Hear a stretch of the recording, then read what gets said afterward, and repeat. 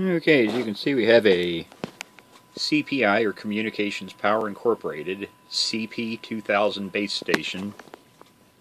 Just received this one today from, well, actually not from the customer. The customer bought this on eBay and had the seller ship it directly to me for repairs. On initial check here, it had about 100 milliwatts of output power when I first got it.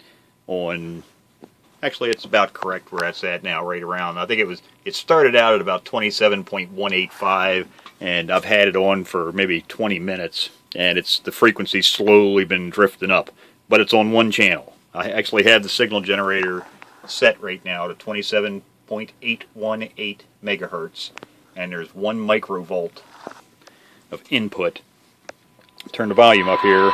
You can hear it. I've actually done just a quick by ear alignment of the receiver circuit and the transmitter circuit, and as you can hear, it's got good receive, but it's receiving, 27.818 megahertz on all channels, and transmit is the exact same way. It doesn't matter where you put the channel selector, it's basically stuck on one channel, and transmit's the same. So I just have my little test cord here hooked up to the mic jack.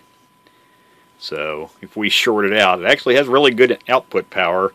I just did another just really quick peek just to see if it had good output power, and it does. So if we short pins 2 and 3 together, which are your PTT switch, hot and return, you can see we have 8 watts. So 8 watt dead key, and it's on, the frequency's crept up even more. It's up to 27.819, and you can see how it's just slowly creeping up there. So, and even before I did any alignment on it or anything, when the cover was still on, and when I turned it on, matter of fact, if I even turned the signal generator off, I don't know, I doubt it would show up in the microphone, but I can hear this tone in the background, really light tone. It's almost like an oscillating tone. It starts out at a really low frequency, goes really high, and then it comes back down really low again and goes back really high again. And it takes about 30 seconds for it to go through that oscillation from a really low tone to a high tone. It's barely audible, but you could hear it. But so it's definitely in need of some repairs. Cosmetic-wise, it's got some, I think that's just dirt right there. Get that cleaned up. But cosmetically, it's not bad. The covers aren't in bad shape. The covers have been off of this thing probably 1,000 times because almost all of the holes on the side here are stripped out, so I'll have to get those fixed up. But inside actually looks fairly untouched. Get the light turned on here in case anyone's never seen the inside of one of these.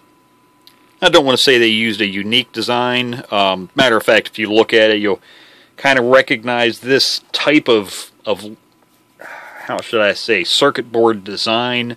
The Digicom 100 looked like this, which was kind of the predecessor, I guess you could say, to the CPI radios, the 300 and 400s, and also the Stoner Pro radios. Your Stoner radios look basically this double-sided circuit board design with the large shielded cans. So anybody that's ever seen the underside of any of those radios, this design should look very similar. They use basically top-of-the-line components for the day. Capacitors are really high quality. All the parts in here are good, top-notch stuff. The only thing I don't like are the plastic trimmers. Like in a lot of ham radios, a lot of these trimmer caps over the years have caused a lot of people a lot of headaches. So those might actually get changed out, but as you can see, all the parts are still original, so it's got all the electrolytic capacitors will need to be changed. But actually, just looking under here, this is just a quick eyeball on it. I can't say anything stuck out that it's ever been modified or really worked on. The only thing that I did notice was when I first pulled the cover off, this cable was off. Now this is this circuit board right here that's standing up. This board right here is the noise blanker board. I don't know if that had just fallen off. I mean, it fits on there fairly tight, but the noise blanker cable was off to that board.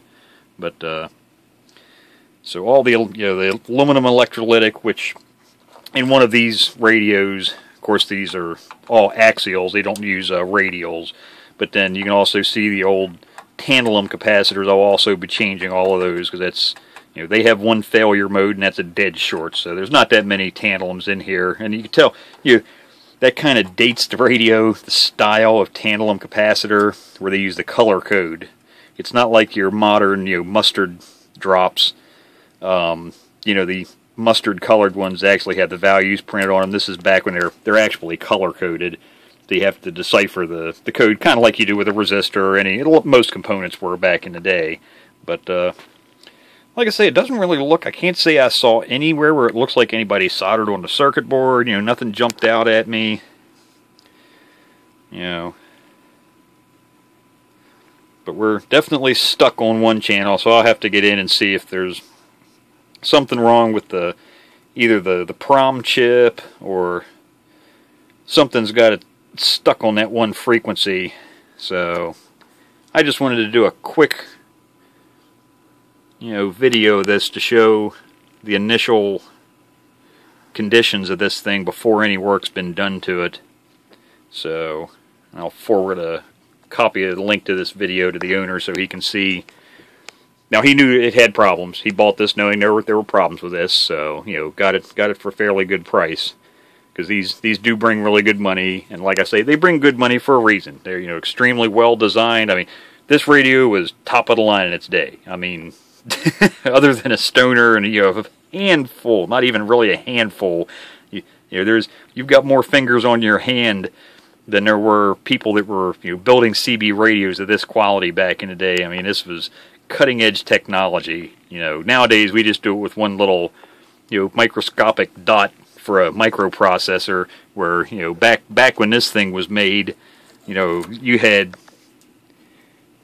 got all these ICs in here. You've got a prom chip hiding up under there.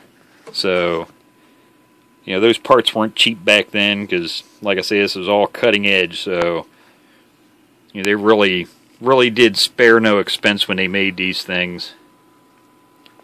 Nice beefy transformer. I mean, man, look at the size of that iron core in that thing. That's one hell of a hunk of steel. I mean, you just look at the gauge of the metal. Look how thick the steel is on this thing. Yeah, I didn't say sheet metal, I said steel, because that's what it is. This thing's built like a tank, and it's heavy too, man. Another kind of unique feature of this radio, just like the Stoners, another radio that had about the only other place you'll find these bales is on test equipment. Stuff like over there you'd find these metal bales.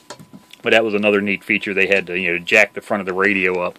But so after we get this one diagnosed, I'll come back and do another video on what I find's actually wrong with it, and then I'll do another video on the once it's finished, and what kind of performance we're getting out of this thing, because these radios are really good performers.